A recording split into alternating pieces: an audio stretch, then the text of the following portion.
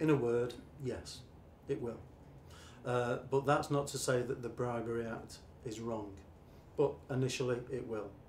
I think because it may, in this climate, deter people from actually going into exporting at a time when the home economy is shrinking. We're being encouraged to export more, especially in developing countries. It may put people off. They may just think, well, is it worth it?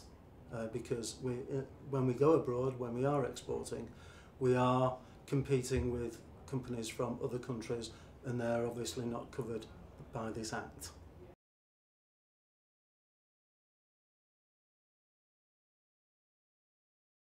I think, as a canny lawyer, Kenneth Clarke has done a good job. He has watered it down, some of his critics will say.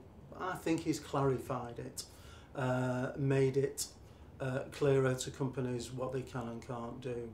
And I think it's generally been welcomed by British business. In a similar situation, I probably would have come up with the same thing. I don't think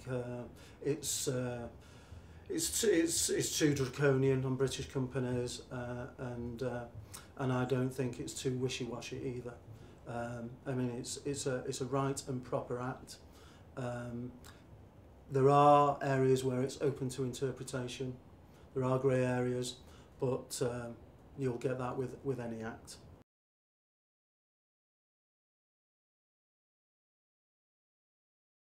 That's always impossible. There are companies, of course, countries, of course, at the moment that have laws stronger than we're suggesting. The American system comes down very heavily on bribery, and but there are countries where such an act could be put in place, and the companies wouldn't adhere to it, and the countries wouldn't prosecute. We are a very generally an honest country where bribery is certainly not endemic, but there are countries where sadly that is the case.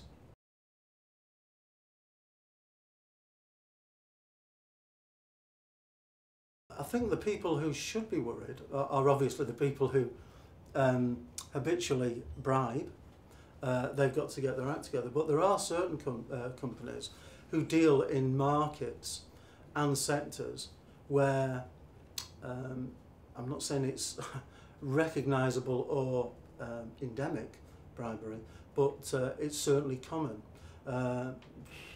I won't name the countries, but we all know where they are. But certain sectors like telecommunications, oil, logistics, those sorts of areas, it's very difficult. And also, if you're running a large company that franchises, there is mention, one of the guidelines is about agents, which also includes franchisees, and that's difficult to monitor, and you know, they could.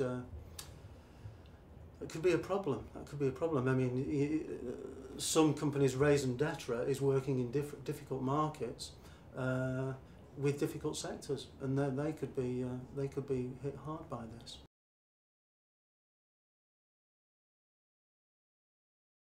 The guidelines are pretty clear. They say, you know, due diligence, and you should put in a process that tries to eliminate, where possible, any chances of bribery. So that's like a trickle-down effect, so that the man at the top is aware of the Bribery Act and knows what constitutes bribery, right down to the person at the very bottom. It's not a case, as say in the past, where someone was allocated that responsibility, some middle manager, and it was, you know, it was a written policy stuck in a drawer. Now everybody needs to be aware of it, and I don't think it's a question of it being studied on once a week and people being tested on it, but they should be aware of it. It's about communication, and it states pretty clearly in the guidelines about communication. I think one thing that is a good point in the guidelines is that it doesn't appear to be over punitive. These companies can do all the due diligence. They can have the processes. You know, we're all human, and there can be one instance of one employee being involved in bribery. He may not even realise it's bribery or what constituted bribery in the past, but he may do that. And I think it states clearly in the guidelines that companies won't be prosecuted on the basis of one errant employer and in what they see as an indiscretion, which is beyond their control.